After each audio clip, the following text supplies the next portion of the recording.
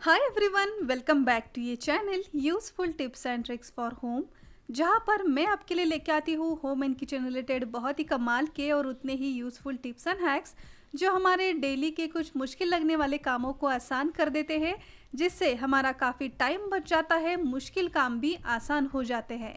तो चलिए आज की इस वीडियो में भी ऐसे ही बेहतरीन टिप्स लेकर मैं हाजिर हूँ। तो बिना देर किए इस वीडियो को शुरू करते हैं। गर्मी का सीज़न शुरू हो गया है, जिसमें काफ़ी सारे मिल्क शेक, शरबत, जूस वगैरह हमें बनाना होता है और ऐसी सभी चीज़ों के लिए हमें घर में हमेशा बर्फ़ जमाना पड़ता है। अगर ऐसी चीज़ें बनाने के लिए आपके पास बर्फ़ जमा नहीं है और बहुत ही इंस्टेंट आप बर्फ़ जमाना चाहते हो, तो इसके लिए इस आइस ट्रे में नॉर्मल पानी ना डालते हुए आप गैस पर थोड़ा सा हल्का गुनगुना पानी करें और इस हल्के गुनगुने पानी को आप इस आइस ट्रे में डालें और फिर इस आइस ट्रे को आप रखें फ्रिज में। तो आप देखोगे नॉर्मल पानी से भी कई गुना फास्ट गुनगुने पानी से आपका बर्फ बनकर तैयार हो जाएगा। हमारी नेक्स्ट टिप है पानी की बोतल को क्लीन करने को लेकर। पानी की बोतल अगर अच्छी तरीके से क्लीन करनी हो तो उसके लिए हमें चाहिए होता है इसे क्लीन करने का ब्रश, लेकिन हर किसी के पास ये ब्रश अवेलेबल हो ये पॉसिबल भी नहीं है। तो अगर आपको इस पानी की बोतल क्लीन करनी हो और आपके पास ब्रश नहीं है तो कई ऐसे मेडिसिन के खाली रैपर हमारे घर में होते हैं, तो उसका इस्तेमाल आप कर सकते हो। तो इस एम्प्टी रैपर को हमें सीजर से कट करते जाना है, इसके छोटे छोटे पीसेस करके इस बॉटल में हमें ऐड करते जाना है। एक बार एक पूरी स्ट्रिप भी आप इसमें डाल सकते हो। तो एम्प्टी रैपर्स डालने के बाद इसमें अब हमें डालना है थोड़ा सा पानी। पानी के साथ साथ हम इसमें डालेंगे 1 से 2 ड्रॉप डिश लिक्विड के।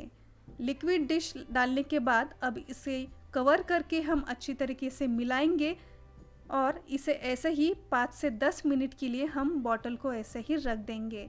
10 मिनट के बाद अब आप नॉर्मल पानी से आप इसे धो ले तो आप देखोगे बिना ब्रश लगाए भी ये बॉटल बहुत ही बढ़िया क्लीन हो जाएगी। कई बार ऐसा होता है कि इडली के कुकर में जब भी हम इडली बैटर डाल के ये प्लेट्स रख देते हैं तो इडली स्टीम होने के बाद भी इडली कई बार गीली सी और चिपचिपी स्टीम होकर निकलती है। और इसके पीछे रीज़न है कि ये जो इडली प्लेट्स है इसे हम प्रॉपर ऑर्गेनाइज करके नहीं रखते। क्या आपने कभी नोटिस किया है कि इन इडली प्लेट्स के ऊपर ये जो 3 से 4 होल दिए गए होते हैं, ये किस लिए दिए होते हैं? तो इडली को सभी तरफ से प्रॉपर स्टीम मिले, इसीलिए इन प्लेट्स के ऊपर इन होल को रखा गया है। तो इसके लिए जब भी आप इन इडली प्लेट्स में बैटर डालें तो इन प्लेट्स को कुकर में रखने से पहले इन्हें प्रॉपर अरेंज करके ज़रूर रखें। तो जहाँ पर भी हमने इडली का बैटर डाला है उसके तुरंत नीचे इन प्लेट्स के ये 3 से 4 होल आने चाहिए। तो जब भी प्लेट्स आप अरेंज करें तो ऐसे ही करें कि इडली बैटर उसके नीचे ये 3 होल्स, फिर इडली बैटर और फिर होल्स।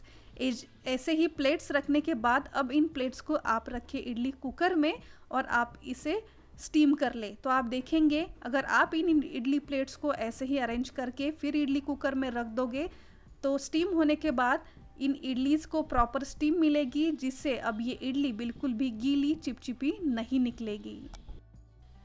हमारे घर में कई ऐसे पुराने सॉक्स पड़े होते हैं जो कई बार थोड़े बहुत फटे होते हैं या फिर इसकी जो पैर है ये गुम हो जाने से हम इसे पहनते नहीं हैं और ऐसे ही बेकार समझकर इन सॉक्स को हम फेंक देते हैं। लेकिन क्या आपको पता है इन पुराने और फटे सॉक्स का भी बहुत ही बढ़िया हम यूज़ कर सकते हैं घर के कई सारे कोने क्लीन करने के लिए। और इसके लिए मैंने यहाँ पर एक पुराना बड़ा सॉक्स ले लिया है और इसी के साथ साथ हमें चाहिए डेली हमारे घर क्लीन करने के लिए इस्तेमाल होने वाला हमारा झाड़ू। तो जैसे ही हम पैरों में इन सॉक्स को पहनते हैं वैसे ही इस झाड़ू के ऊपर हमें इस सॉक्स को लगा लेना है। तो थोड़े बड़े ही साइज़ का सॉक्स जो होता है उसे ही हम यहाँ पर इस्तेमाल करेंगे।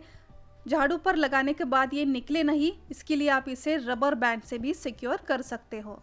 अब इस सॉक्स को हमें थोड़ा पानी से गीला कर लेना है या फिर पहले से ही गीले सॉक्स को आप इस झाड़ू के ऊपर लगा सकते हो। और अब आप कहोगे झाड़ू के ऊपर ये गीला सॉक्स, इसका हम क्या करें? तो हमारे घर में ऐसे कई कॉर्नर्स होते हैं, कई ऐसे जहाँ पर हमारी डेली क्लीनिंग नहीं होती, क्योंकि जो फर्श वगैरह पोंछने के लिए हम मॉप वगैरह इस्तेमाल करते हैं, ये ऐसे कॉर्नर्स में पहुँच नहीं पाता और इसी के कारण ऐसे जो कॉर्नर्स होते हैं, चाहे फ्रिज के पीछे की जगह हो, बेड के पीछे की जगह हो, कोई ऐसा टेबल वगैरह जो हो जो काफ़ी हेवी होता है, रोज़-रोज़ हम इसे मूव करके इसके पीछे की जगह क्लीन नहीं कर पाते, तो ऐसे कॉर्नर्स को आप झाड़ू और इसी गीले सॉक्स को कुछ इस तरीके से क्लीन कर सकते हो, जिससे आप देखोगे कितनी भी खराब ये जगह क्यों ना हो, काफ़ी चिपचिपी, जिसके पीछे काफ़ी जालियाँ वगैरह लग जाती है, तो ऐसे कॉर्नर्स आप इस गीले सॉक्स और झाड़ू की हेल्प से क्लीन कर सकते हो। तो रोज़-रोज़ ऐसी हेवी चीज़ें मूव करके फिर इसके पीछे की जगह साफ़ करने से बेटर है, आप कम से कम हफ्ते में 1 बार झाड़ू को ऐसा गीला सॉक्स लगा के ऐसे कॉर्नर्स ज़रूर क्लीन करें। तो आप देख सकते हो इस कॉर्नर को हमने गीले सॉक्स से क्लीन कर लिया है, तो कितना गंदा ये सॉक्स हो गया है। तो ऐसे ही कॉर्नर्स और जालियाँ वगैरह साफ़ करने के लिए आप इन झाड़ू और सॉक्स का इस्तेमाल कर सकते हो। केला खाने के बाद हमेशा हमें आदत होती है कि इसका जो छिलका होता है इसे हम बेकार समझकर फेंक देते हैं, लेकिन केले का ये छिलका भी काफ़ी काम की चीज़ है, तो इसे आप कभी भी फेंकेगा नहीं। तो इसी केले के छिलके का एक बहुत ही बढ़िया इस्तेमाल आज हम देखेंगे। तो केला खाने के बाद इसका जो भी छिलका बच जाता है उसे आप बिल्कुल भी फेंकेगा नहीं।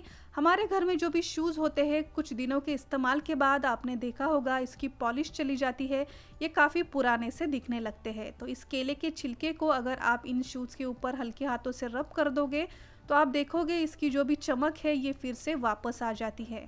तो केले का छिलका रब करने के बाद फिर इसे हमें साफ़ कपड़े से ड्राई कर लेना है, तो आप इसका रिज़ल्ट खुद देख सकते हो।